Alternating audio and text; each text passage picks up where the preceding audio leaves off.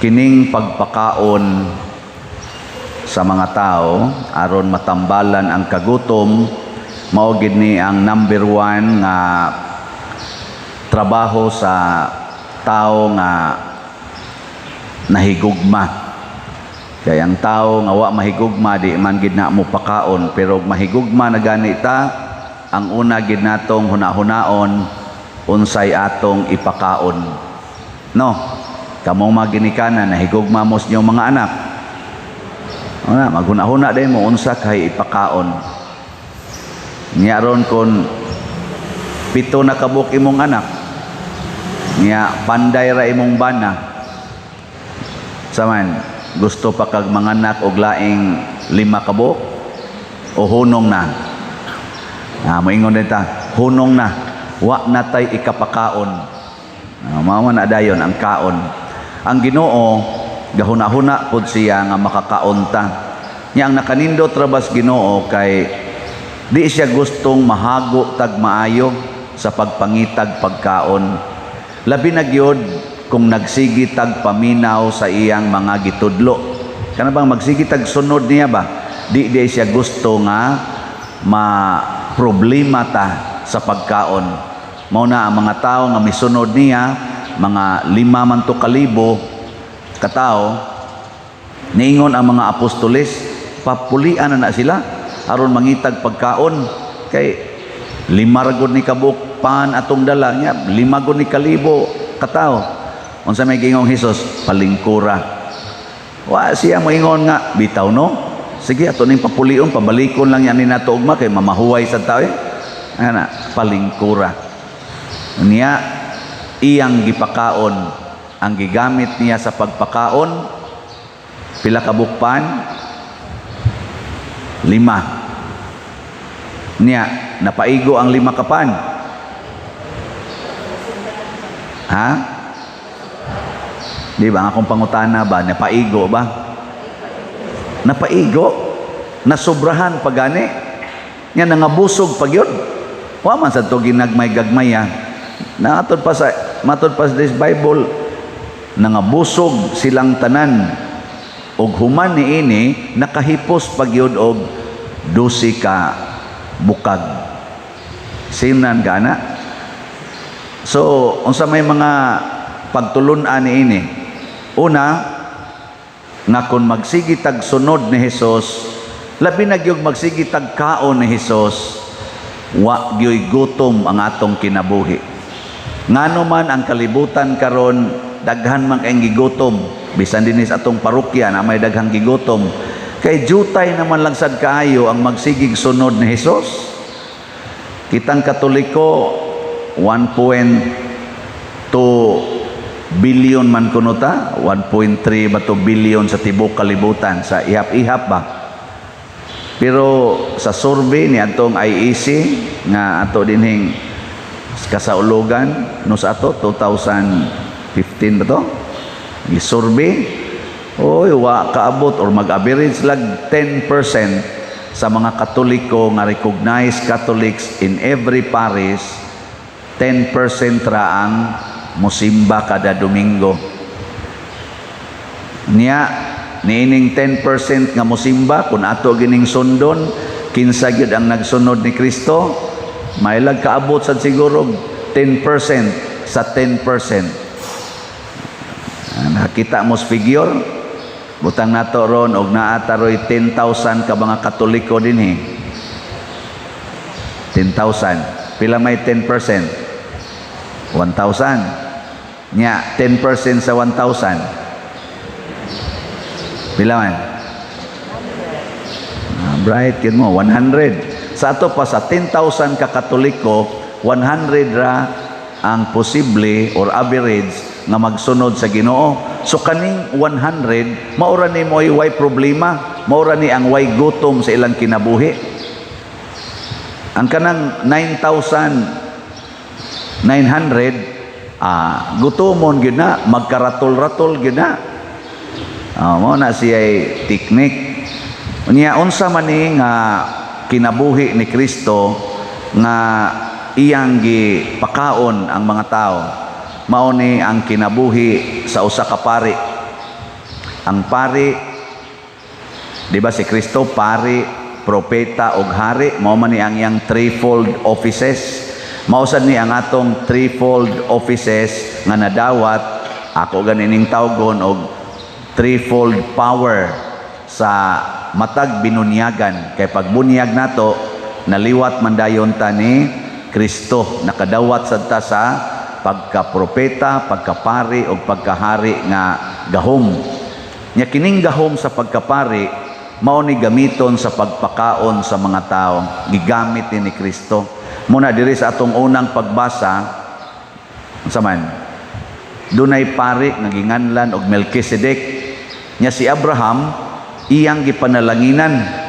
Nya didto ni halad si Abraham sa iyang mga kita, sa iyang abot, aron ipakaon sad ngadto niya or ihatag niya ang mga panalangin. Muna dinhi sa misa, kami mga ordained priests, kamo gitawag mamog general or royal priesthood, kami special or ordained priesthood.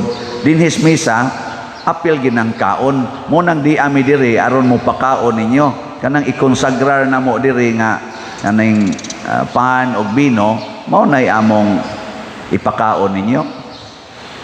No, so kaon gyud nya kamo, nagfunction mo isip pare,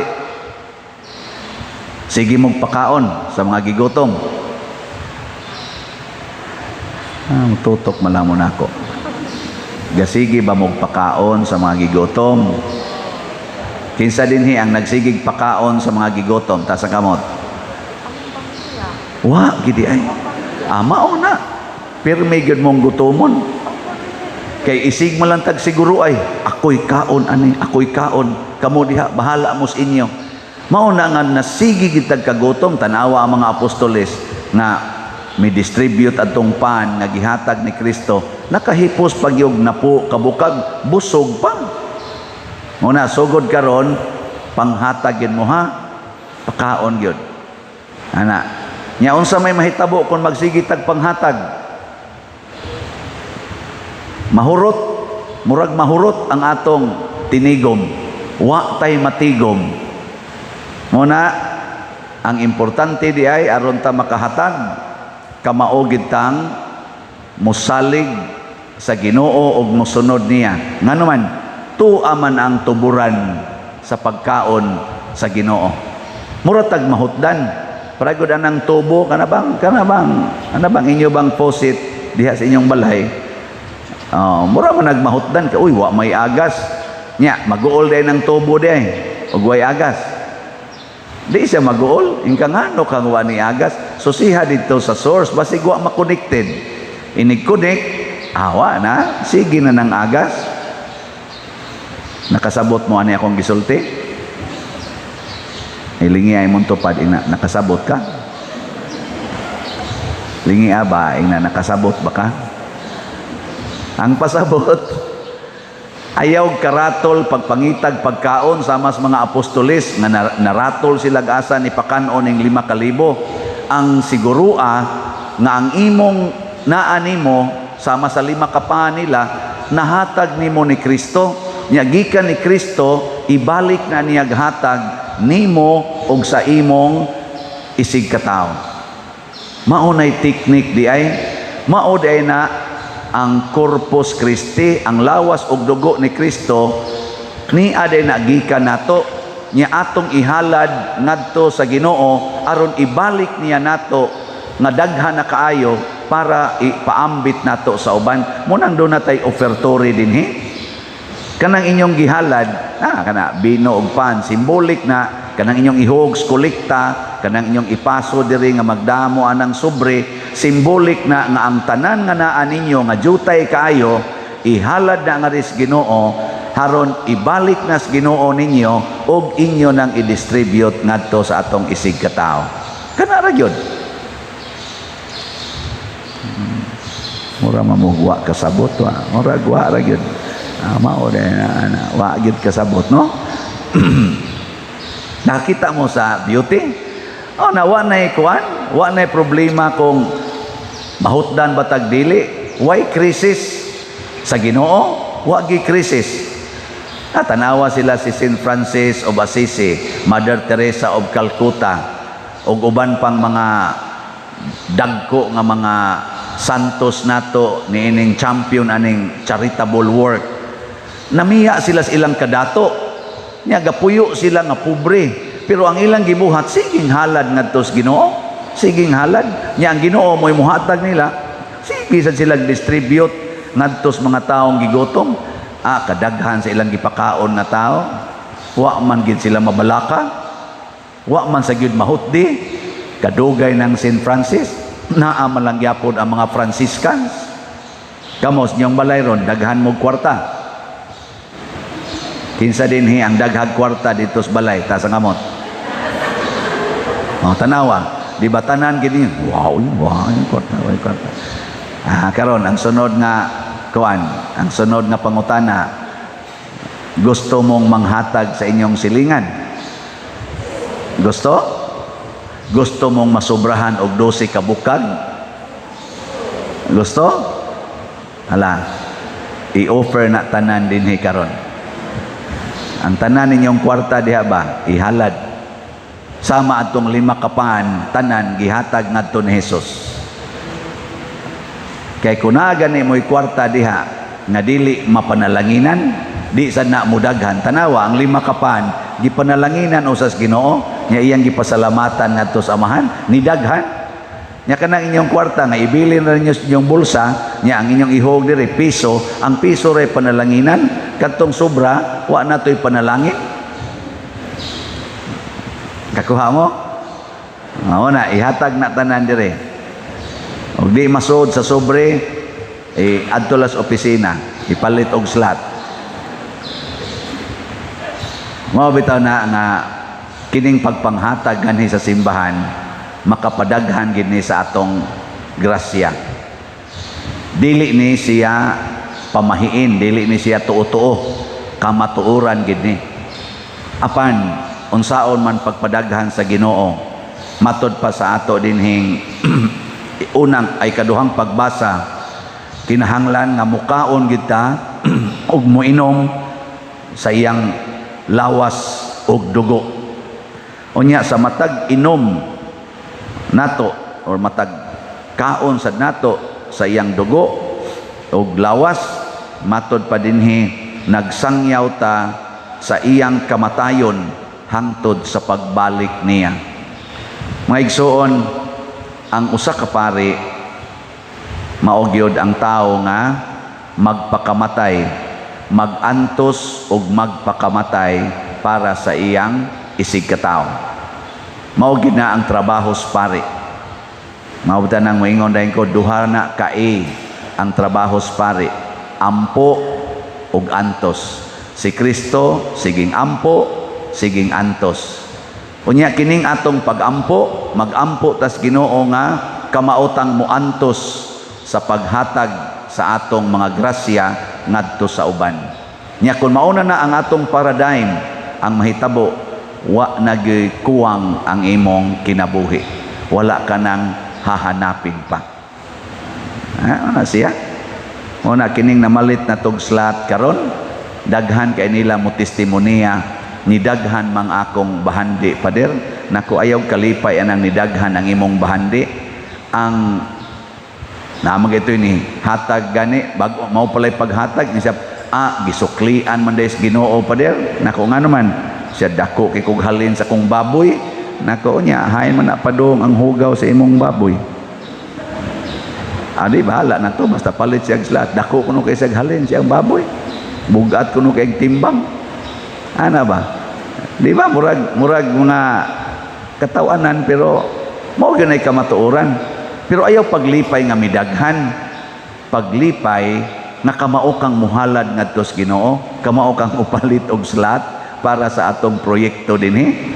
Diha paglipay. Kay mao man ay tuburan, kada nimo palit og slot, kada nimo hogs kolekta, kada nimo tabang anang mga kabos, kada nimo tabang anang mga taong nanginahanglan, murag imong gisumpay ang imong tubo sa grasya ngadto sa tangke sa tuburan sa grasya nga mao si Hesus. Nya antusono ni dako ning pagantos. Kana bang kamautang mahigugmas pagantos para sa atong isig katao. Muna karon nanatay halin sa atong dopes niabot na og 8,091 ka slots. So salamat kayo. Doon na mga labing minus, mga 5,000 katao ang nag-contribute ani. Naiuban ka balik-balik sa contribute. So doon na mga 5,000 katao na nahimo na rong tuburan sa grasya. Naapatay mga 45,909 available slots. Nga akong gihangyo ani, nakaroon sa akong anibersaryo sa akong pagkapari, ika-18 ka tuig, karong June 22, karong Miyerkules, ang akong gihangyo nga dili ta magkuan, dili ta mag-celebrate para nako. Ordinaryo lang, pero ang akong ihangyo ninyo na nakauyon sa akong pagkapari or nalipay nga napari ko, hala palit mog slot. Bisag usa lang para ma-connected mo sa tuburan sa grasya nga mao ang simbahan nga mao si Kristo. Dili mo connected nako, connected mo sa simbahan. Himuon lang taning opportunity. Mura bang masumpay ba? Kay di na gyud mahurot ang inyong grasya. Dili ta kailag krisis. Mao bitaw na moingon jud ko, ang tao nga siging anhig simbahan, sigig simba, wa gyud krisis sa iyang kinabuhi. Kay ako sa una galisod kog kaon. Pero kami sa among pamilya, lisod mig kaon, ay sudan, kanon, pertig yung pobriha, lisod kayo. Pero taliwa ning kakabos, upat mi ka managsuon, aw 5 gyud, das among kamagwangang babay, nag-serve gyud mi sa simbahan, Legion of Mary, choir, so good atong mga 1980s, mga 1983, 84, hangtod karon, serve. Wa na gyud problema ang labi na gyud ako kay full time gyud kong ni serve simbahan. Awa gyud problema eh. Napaday problema ani nga kada dupa kolekta naman. Unsa pa may problema diha?